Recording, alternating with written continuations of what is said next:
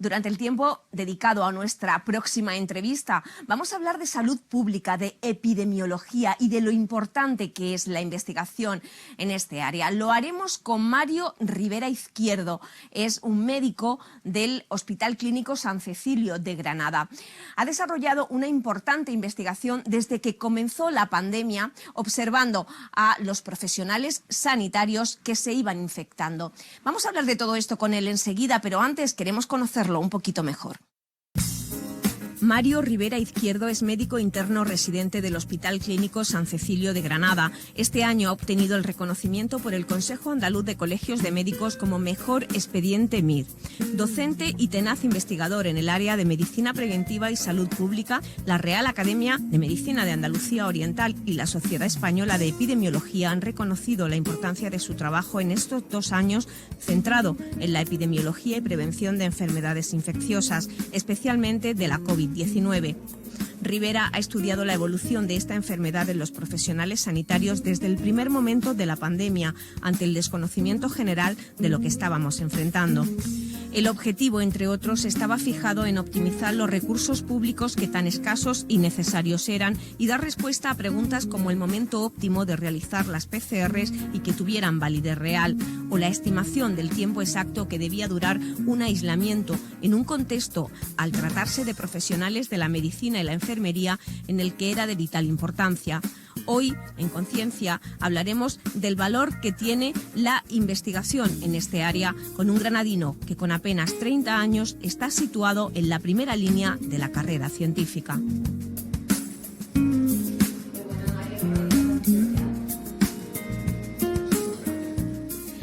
Mario Rivera, graduado en Medicina y especializado en el área de Medicina Preventiva. Desde el comienzo ha vivido usted la pandemia desde el Hospital Clínico de Granada, investigando diferentes etapas. Hoy vamos a abordarlas. Antes queremos darle la bienvenida a Conciencia. Muchísimas gracias. Al comienzo, lo más cercano, lo más inminente, lo más urgente era mirar hacia los médicos. Estábamos en sus manos. Ustedes, desde la medicina preventiva, también lo hicieron. ¿Qué estudiaron, qué investigaron en ese momento aquí en el Hospital Clínico? Pues correcto, desde el principio en medicina preventiva y salud pública nuestros pacientes son los sanitarios del hospital. Entonces estos sanitarios, además de tener un rol fundamental en la pandemia, porque son los que al final estaban cuidando de nuestros pacientes, también eran los primeros que estaban inmersos en un mar de incertidumbre, porque no sabían los efectos que podía tener la pandemia en sus propias vidas, ni sabían cómo tratarla o abordarla desde un principio. Entonces, ahí es cuando disparamos nuestra investigación sobre el COVID. Empezamos a investigar primero las estrategias preventivas que los sanitarios llevaban a cabo antes de la pandemia y durante la pandemia, los miedos que tenían con respecto a sus pacientes, a sus familiares y a su trabajo diario. Y lo más importante, los tiempos que se tardaba en negativizar la PCR cuando un sanitario se contagiaba. Porque al principio jugamos con un balance muy delicado entre darle el alta demasiado pronto a un sanitario y arriesgar a los compañeros y pacientes a que se contagiaran y dejarlo demasiado tiempo en casa y quedarnos sin sanitarios en el hospital. Encontrar ese punto de equilibrio fue el primer estudio que nosotros hicimos en preventiva. Pues vámonos al primer concepto que has planteado, los miedos de los sanitarios. Imaginamos qué se planteaban en ese momento, pero ¿qué descubristeis? Bueno, pues descubrimos que los sanitarios tenían bastante más miedo por los efectos que generaran en su entorno que en sí mismos. Estaban muy preocupados por sus familiares, por no llevar los virus a sus casas, por sus pacientes, por los pacientes que habían visto antes de saber que eran positivos. Mucho más que por su propia salud. Con lo cual, bueno, pues establecer estrategias preventivas para asegurar que, aunque estuvieran contagiados, no contagiaran al resto, el uso inicial de las mascarillas, el uso de higiene de manos a lo largo de todo el hospital, mensajes tranquilizadores, pues sirvieron también para aliviar mucho esa presión. Pasamos a cuando negativizaban o positivizaban la PCR. ¿A qué tramos llegaste? Bueno, al final no pudimos hacer conclusiones generalizadas en una muestra de un solo hospital, pero nosotros sí encontramos un punto medio que estaba en torno a los 10, 14 días para hacer las pruebas de control.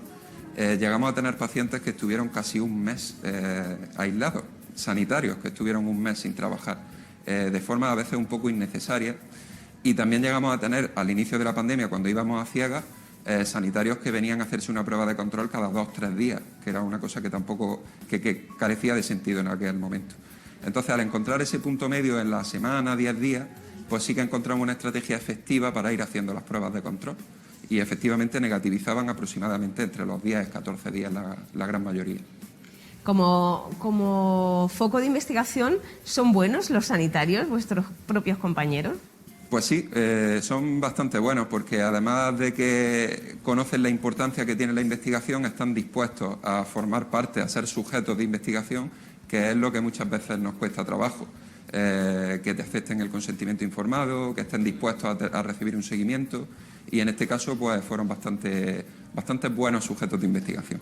Nos decía hace un momento que no podían generalizar, no podían extrapolar los resultados porque el estudio se circunscribía aquí al hospital clínico. La medicina preventiva requiere de la interactuación con otros sectores, con otros hospitales, con otros compañeros preventivistas.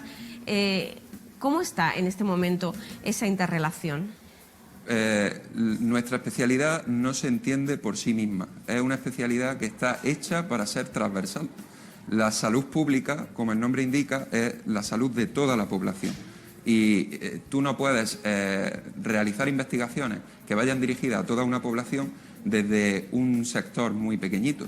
Al final, la medicina preventiva y salud pública tiene que coordinar tanto el ambiente hospitalario como, sobre todo, el ambiente de atención primaria y desde diversas perspectivas, enfermedades infecciosas, microbiología, laboratorio.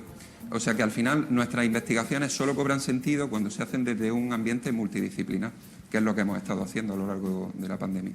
¿Tiene el sitio que se merece la medicina preventiva, la investigación en medicina preventiva? ¿Se percibe como tan importante, tan primordial como otras áreas de la medicina? ¿Qué opina usted? Si a mí me lo pregunta, le voy a decir que no, porque soy implicado en el tema. Probablemente mi opinión estará secada, pero tengo la sensación de que la medicina preventiva, la salud pública y la epidemiología no tienen la relevancia percibida, digamos, proporcional a su relevancia potencial. Probablemente durante la pandemia esta percepción sí ha cambiado, porque se ha visto que la prevención es una herramienta fundamental.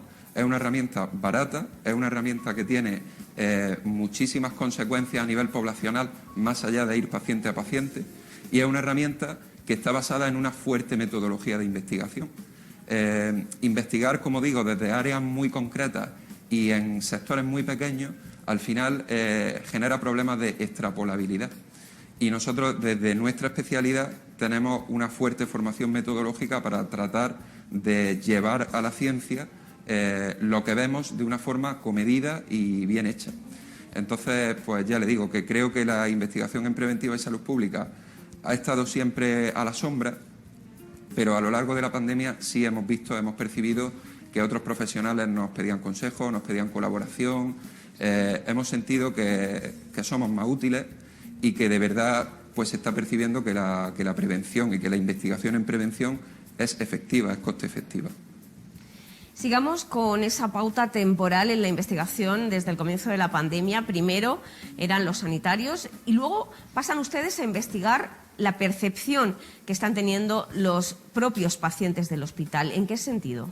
Sí, una vez que ya el hospital colapsó de pacientes, tanto en UCI como en salas de hospitalización, y empezamos a ver que había una mortalidad muy elevada, sobre todo en ciertos grupos de pacientes, la siguiente pregunta era obligatoria y es cuáles son los factores que predisponen a un paciente a fallecer por COVID-19. Y esa fue nuestra investigación. Centrarnos en ver qué factores hacían que un paciente que ingresaba acabara teniendo un desenlace negativo. ¿Y qué conclusiones llegaron? Pues efectivamente la edad elevada, la vulnerabilidad de pacientes, por ejemplo, que provenían de residencias de ancianos, el sexo masculino, y diversos tipos de condiciones de salud previas al ingreso, como por ejemplo enfermedades crónicas tipo diabetes, etcétera, incrementaban el riesgo de que hospitalizaran durante más días los pacientes o de que fallecieran durante el ingreso. El factor de la sangre, también se habló, los cero positivos en concreto, nos leíamos que estaban más protegidos a sufrir enfermedad en el estadio más grave. ¿Pudieron ustedes también confirmarlo? No hicimos test sanguíneos a los pacientes, nos basamos en factores sociodemográficos y tratamos de hacer las pruebas menos invasivas posibles, porque el hospital estaba colapsado y los propios pacientes estaban también muy nerviosos. Entonces no tuvimos ocasión de testar este tipo de hipótesis. Pasamos a la tercera fase de la investigación de la pandemia, las vacunas. En concreto, Pfizer, ustedes se centran en la vacuna que más se puso en este hospital. ¿Qué estudiaron de las vacunas en lo que respecta a la percepción de la población? Bueno, nosotros pusimos Pfizer a los sanitarios de nuestro hospital porque fue la primera vacuna que llegó el 27 de diciembre. Concretamente ya estábamos poniendo el primer día vacunas sanitarias. Y bueno, pues al principio había cierta incertidumbre, no tanto en los sanitarios como en la población en general, sobre los efectos secundarios que pudiera tener la vacuna. Así que nosotros investigamos en toda la cohorte de sanitarios del hospital los efectos secundarios que habían reportado y vimos que eran muy poco frecuentes y todos ellos síntomas leves, es decir, no hubo ningún síntoma ni especialmente grave ni ninguna secuela a largo plazo. Todo lo que vimos eran síntomas autolimitados de 48 horas. Ahora, un poco con cierto ventajismo, podemos decir que la vacuna ha sido la principal herramienta que hemos tenido para reducir los efectos de la pandemia. Es decir, eso es evidente. Hemos reducido los casos negativos graves, hemos reducido los ingresos en UCI. La vacuna ha sido la principal arma que hemos tenido en esta pandemia. Y esos miedos, al final, no estaban justificados por los efectos secundarios mínimos, fiebre, dolor de cabeza, que hemos podido ver. Porque estamos hablando de Pfizer, pero los miedos vinculados a lo que sucedió con los efectos secundarios, en algunos casos, de la vacuna de AstraZeneca, sí que generaron una alarma social que desde el punto de vista de su especialidad, de la salud pública, es interesante analizar. Sí, es así. Hay muchos efectos secundarios que ocurren con una frecuencia tan baja que no se puede saber hasta que no ocurre a nivel poblacional. Hasta que tú no administras ese fármaco o esa vacuna a nivel masivo, tú no puedes ver una reacción adversa que ocurre en 1 de cada 1.000.000 de personas, por ejemplo. Pero una vez que esa reacción se identifica y que se encuentra una causa clara con la vacuna, entonces sí es el momento de tomar medidas. Con lo cual era razonable tener cierto miedo al encontrar este tipo de síntomas. Pero para eso existen organizaciones internacionales como la EMA, la Agencia Europea del Medicamento, que son las que tienen que valorar si realmente se debe o no a la vacuna y si realmente los riesgos superan o no a los beneficios. Y efectivamente vieron que no superaban los riesgos a los beneficios y que correspondía seguir poniendo la vacuna, pero a determinados grupos de pacientes. Vamos a hablar sobre los no vacunados y las razones por las que en este momento hay aproximadamente 3 millones de españoles que no han acudido a vacunarse. Dejando a un lado las razones médicas de incompatibilidad por cualquier tipo de toma de otros fármacos, enfermedad, los preventivistas, ¿qué creéis que está ocurriendo en quienes continúan negando que la vacuna es beneficiosa, sin duda, en una pandemia? Es muy difícil ponerse en la mente de estas personas y seguramente requeriría de un estudio más en profundidad de cuáles son las motivaciones que les llevan a tomar este tipo de decisiones. Pero a nosotros no deja de sorprendernos esta cuestión, y no es una cuestión que haya surgido con el COVID.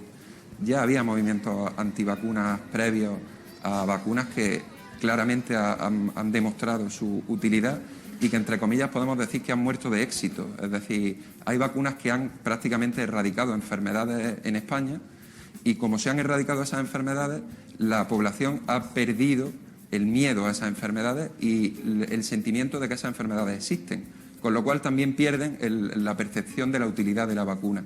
y es como la pescadilla que se muerde la cola. La vacuna es útil, la infección deja de ser un problema, pues ya no me vacuno porque la infección no es un problema y vuelve a estar el problema sobre la mesa.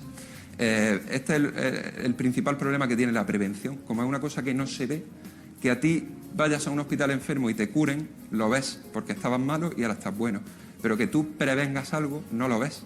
No ves el futuro alternativo que no ha ocurrido por el hecho de prevenir.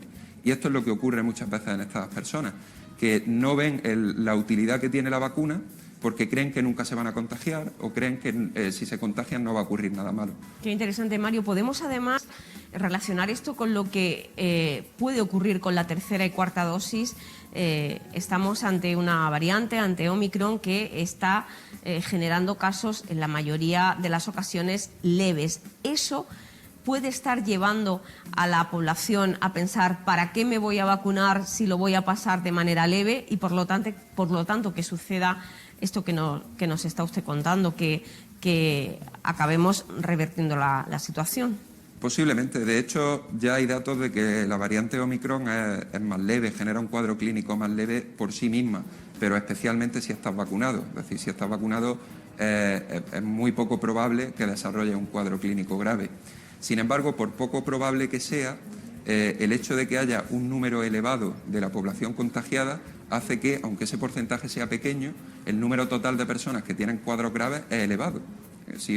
Imagínese que Omicron genera un 1% de casos graves.